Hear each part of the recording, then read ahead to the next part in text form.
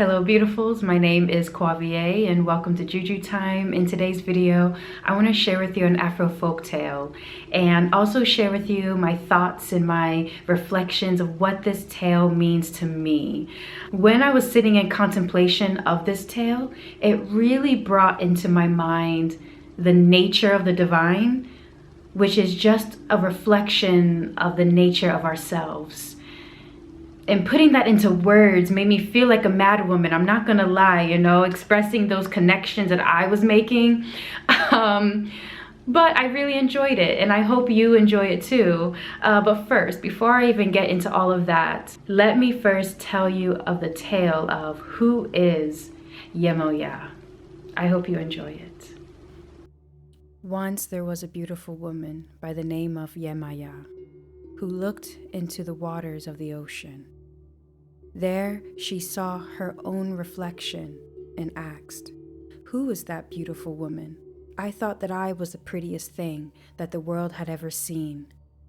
And as she looked on that woman, there came a rumbling in her belly, and it grew and it grew and it grew until it exploded and covered the land with lakes, rivers, and streams.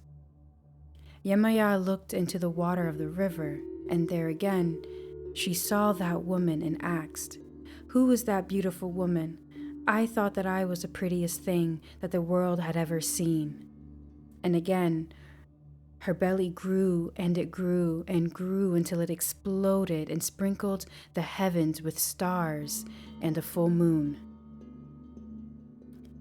Yemaya looked in the full moon, and again she asked, "Who was that beautiful woman? I thought that I was the prettiest thing that the world had ever seen." And again her belly grew and it grew and it grew until it exploded, and before her stood thousands of beautiful women. Yemaya asked, "Who are you, beautiful women? I thought that I was the prettiest thing that the world had ever seen."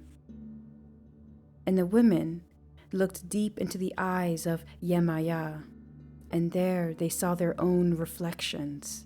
So the women said to Yemaya, "You are. We're just you."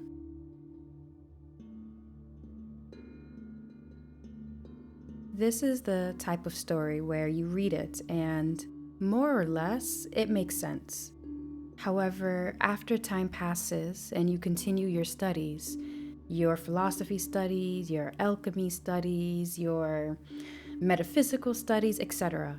And then you read this tale again, and it's like you see it in a whole new light. It can put language to the tale. This is how it was for me. This story speaks to me of many things. It speaks to me of our oldest ancestor, the water, and our journey out of the water and how we come from the water and made majority of water.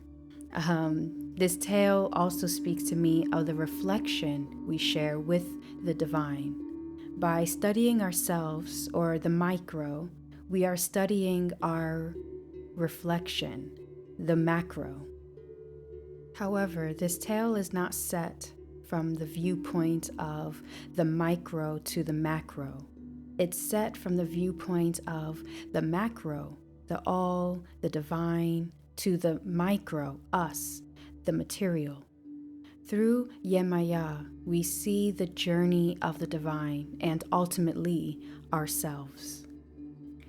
Yemaya is mother of the great water and the womb of creation. The depth of Yemaya is inconceivable. If you can conceive it or think of it, then it's even deeper than that when you think of the principle and concept that she governs. This is the same when, well, at least for me, when I think of the divine. They are so large and inconceivable and never-ending that our minds truly can't comprehend it in these material bodies of what that truly means. This is the same when, well, at least for me, when I think of the divine. They are so large and inconceivable and never-ending that our mind truly can't comprehend it in these material bodies of what that truly means. And when we try, it's beautifully overwhelming and awe-inspiring. However, through Yemaya, we can better begin to understand her many different parts as we see her go through this journey, which is the same journey of the divine, of how the divine created, and overall how we create and tap back into creation. Yemaya, perhaps for a very long time, was alone. Just water, all in one union. No needing to define herself when herself was everything. And because she was everything, she was divinely nothing. Everything in such perfect movement and harmony. Like water itself, she didn't have a beginning or end. From her view, she was the only being the world had ever seen. But for whatever reason, the tale does not say, she did something she had never done before. She looked into the waters of the ocean. She looked into herself, questioning, perhaps for the first time, who are you? Why would she need to know such a question when she was everything and yet divinely nothing? And perhaps that's the point. She had no definition and desired to learn her own sense of self, and through that learning, layers began to be carved out. She looked at the woman staring back at her in that salty ocean water, and upon asking, "Who are you?" she grew pregnant and grew until she exploded. Now, pregnancy in an Afro-mystic concept, and actually in many creation tales and indigenous beliefs, if you ask me, pregnancy is just a mundane and overly used word to describe the cosmic drama of life transmission and regeneration through which we gain deeper self-identity. Just as we see with Yemaya, she created and exploded onto the lands, lakes, rivers, and streams. She created the sweet waters. However, not recognizing what she was looking at, or perhaps not understanding what she was looking at, or just the possibility of her wanting to go deeper, she asked again, "Who are you?" This time to the river, the sweet water. I find Yemaya asking the river, "Who are you?" to be very interesting because in the Yifa tradition, the name or title of the one that governs the sweet water is Oshun. So when she asked, "Who are you?" to the river, the first thing I thought of was, who was she looking at, herself or Oshun? Obviously, later on in the tale, we do overall get that answer. But anyway, upon looking at the river water and asking, "Who are you?" there is another rumble in her belly. I forgot to mention this before, but I find that the tale describing this pregnancy happening as a rumble in her belly that grew and grew until it exploded is important. I think words are so important, especially when you start talking mystic language and coding. As a friend of mine wrote me just the other day, actions take on layers. Layers take on meaning. Meanings can be crafted but not forged. Authenticity becomes arousing. Narrative becomes a trickster. A cigar is rarely a cigar. The words used to describe this phenomenon is hiding another universal understanding. To rumble means to make a continuous, deep, resonant sound. This sound that came forth came from her sacral energy center, which is basically the energy center that governs sexuality, pleasure, and creativity. From many, many holy texts from around the world, we are told in some form that the world was created from a word or a sound. And this tale, for me, adds this instructional like concept of where this sound is meant to come from. So, to read that there was a rumble in her belly that grew takes on this action, this layer, a meaning, then authenticity, which forms a narrative that we've been told in many 100 different ways. I don't know, I just find it very, very interesting. I absolutely love mystic language. You feel borderline crazy, but in a weird way. There's something in you that just clicks, and it's such a great feeling that creates its own sense of high and aloneness. But I don't know, at least for me, there's aloneness, but it's not lonely, you know? But anyway, Yemaya, she looks into the river and asked, "Who are you?" And this time, when her belly grew and exploded, it exploded into the heavens, and stars and a full moon came forth. She then looked at the full moon and asked, "Who are you?" And again, her belly grew until she exploded, and now there were thousands of beautiful women before her. When she asked the women, "Who are you?" the women looked back at her, deep into her eyes, her windows to her soul, and they saw their own reflections and told Yemaya, we are just you." This tale is so beautiful, and I can end it here. I could, but again, a cigar is not just a cigar. And that would be so unsatisfying to my soul when this tale speaks on so much for me. There is a cyclic nature to this tale that speaks to the depth and nature of humans and the journey of the discovery of ourselves.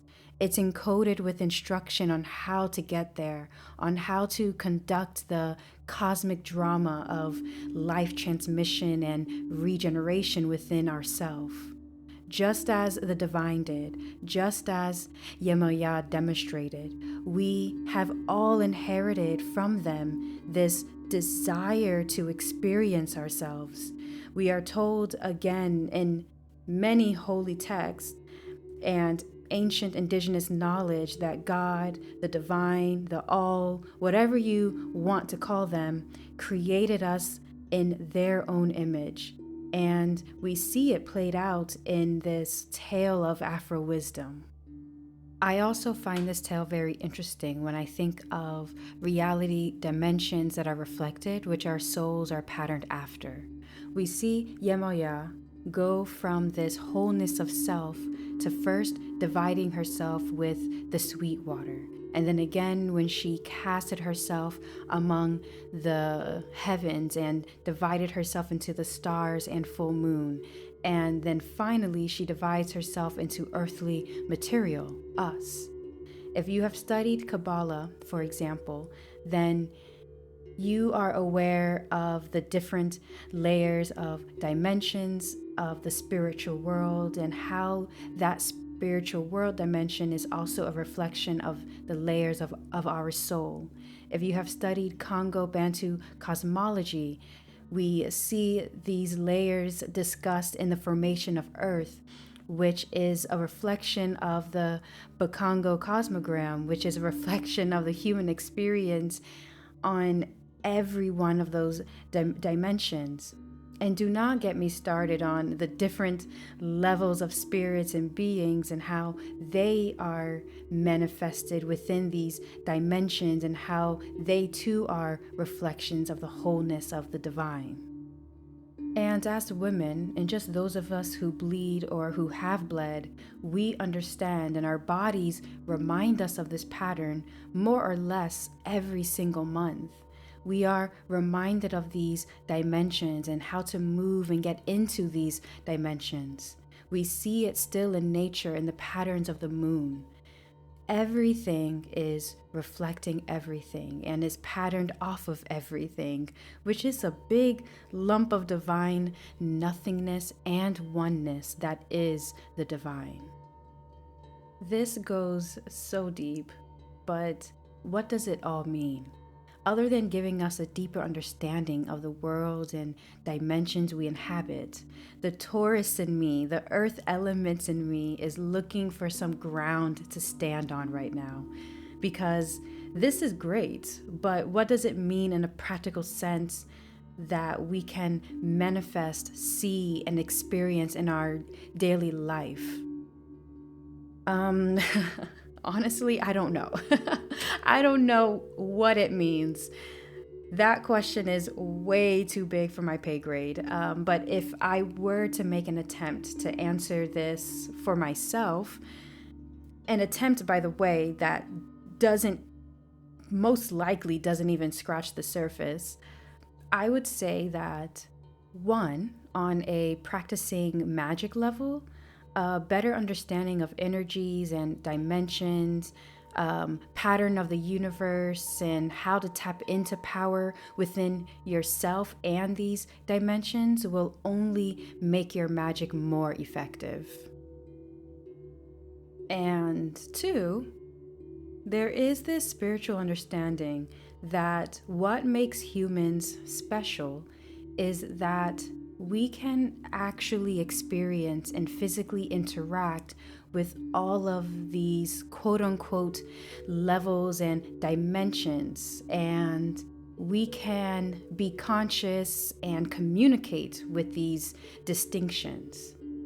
I remember reading somewhere how there are unseen conscious beings that would give their right wing to experience the material world. Now, I will not feign to know what some unseen conscious beings want, but it does speak on how special it is to be not only reflections of the divine, but also actual physical manifestations of the divine that we can experience through ourselves, other people, and our surroundings. And even though in these human forms our senses are massively and comically dulled, there is a feeling, like there's still a feeling that if we want to experience ourselves and if we want to experience the divine, we need only to just live life fully. Just see ourselves in everything and everyone. Connect ourselves so much that by connecting ourselves to everything, we feel the cyclic nature of being everything and nothing at the same time, just like the divine. Now, how do we do this? Well, that depends on you and your individual path to peace, love, joy, and abundance. All paths are the correct paths. As I said earlier, the divine, as demonstrated by Yemaya, is just experiencing themselves, and we have all inherited this desire. But just like you, I am but standing in front of the ocean and the cosmos in complete admiration of how much I do not know. But I'm excited that I get to be a student of myself and the world so I can see, feel, and connect with what unfolds. I hope that as you experience your own cosmic drama of life transmission and regeneration, that you gain a deeper self-identity to not only the many reflections of you, but also the oneness of the divine that is within you. Thank you so much for being here. Creating this episode made me feel like a mad woman at times, with the math symbols and nonsensical graphs floating around me as my soul is like trying to, connect the dots, and I'm trying to translate what it is that I'm feeling and seeing. And yeah, it makes you feel mad, but at the same time, I feel completely full.